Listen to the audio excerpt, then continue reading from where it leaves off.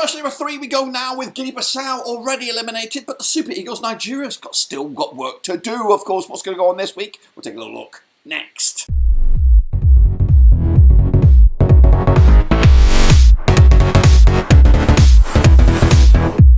That's right, folks, back what's going on in our prediction video today. We look forward to Guinea-Bissau, Nigeria over in the AFCON. Match number 3 over in Group A, just about to get going. We'll get to that in a second. Of course, if you know where you've been, smash your subscribe button back to all things AFCON related, Blackburn Rovers related, world football related. We got it all here, boys. Under one Ruski, that's right. Of course, Super Eagles, big win for them last time around. Get themselves right back into consideration. But Guinea-Bissau already packing their bags. We'll have a look at it in the situation in a second. Of course, big shout out to my VIPs. They are the patrons who you are. But of course, let's talk about it. Of course, it's this one. It's Guinea-Bissau. It's Nigeria. It's, of course, coming at you on Monday, January the 22nd. Of course, that's right. Now, these two sides over in Group A will take place at the Stadio Olympique Lassane Ouattara. Of course,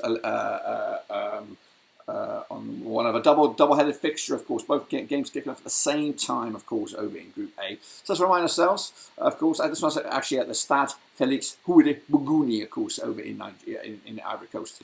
So let's take a look at Guinea-Bissau, of course, Group A runners-up, qualified on the 18th of June, 2023. This is their 4th tournament. 2021 was their last. They never made it out of the group stages, and they can add 2023 to that list. Bakiro Conde as your manager there, Mama Balde, your star man. 151 to go the distance. I did predict them they'll have a group stage exit. So far, I'm looking good on that one. Meanwhile, let's take a look at the resume then, shall we? Of course, they did open up with that 2-0 loss to the hosts, Ivory Coast. Then a heavy defeat against Equatorial Guinea. 4-2 loss. They did get a couple of goals there.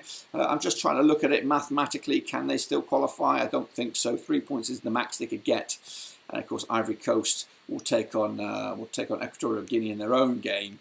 And even if Ivory Coast lose that one, I think that the head-to-head between Ivory Coast and Guinea-Bissau eliminates Guinea-Bissau on that one. But anyway, they've got a couple of goals. They can, they could cause some problems perhaps, and maybe just end with a flurry. But ultimately, I think first, second, and third look like they're all destined for the last 16, and we'll see if we are right or wrong. Of course, take a look at the squad. Then we've got Mendes between the sticks there, Kande, Sagante, Diallo.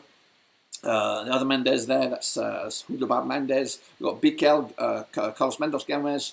We've also got Nito Gomez, Rodriguez, Duju, and Quezada up top. What about, of course, Nigeria coming at you right here, right now? Of course, the Super Eagles qualify as Group A winners, 18th of June, 2023, 20th finals for them.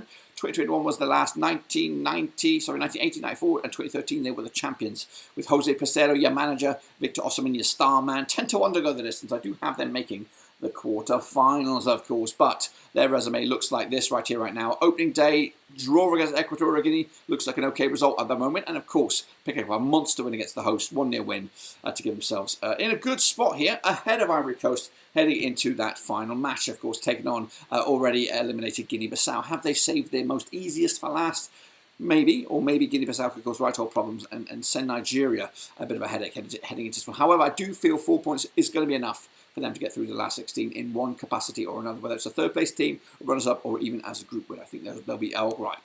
Take a look at the squad then now, shall we? We've got Uzo between the sticks. We've got Onamachi, Bassi, Ajay, Aina there, of course, Iwobi, Ndindi, Oneka, Simon, Osman, and Chukwueze, of course, at 11 that could feature for this match against Guinea-Bissau. Of course, take a look at the numbers then between these two sides. They've played 3 times in 2022. We've got 1 win for Guinea-Bissau, 2 wins for Nigeria, and there's been 0 draws, of course. Now, the biggest win, the only win for Guinea-Bissau was a 1-0 win. In fact, it's just got 1 goal scored in the course of those 3 games, 0.33 goals a game on average. Nigeria, though, 2-0 win, their biggest, scoring 3 goals in total in the course of those 3 games. That's also a goal a game on average. 58% form for the Super Eagles right now, just 1 defeat in the last 6 up against the Guinea-Bissau side. 1 win in the last 6, 25% form for them, and again, already staring at the exit door. The public vote has 12% for Guinea-Bissau, 81% gone with Nigeria, and the draw is at 7%. Of course, now these two sides, the bookies have 18-1 for Guinea-Bissau, 92 on as Nigeria, and 70-4 is the draw. For me, though, of course, we're going to back the Super Eagles on this one. I think they're going to win this one quite handsomely. They had a bit of nerves in the first game. Of course, they showed up and delivered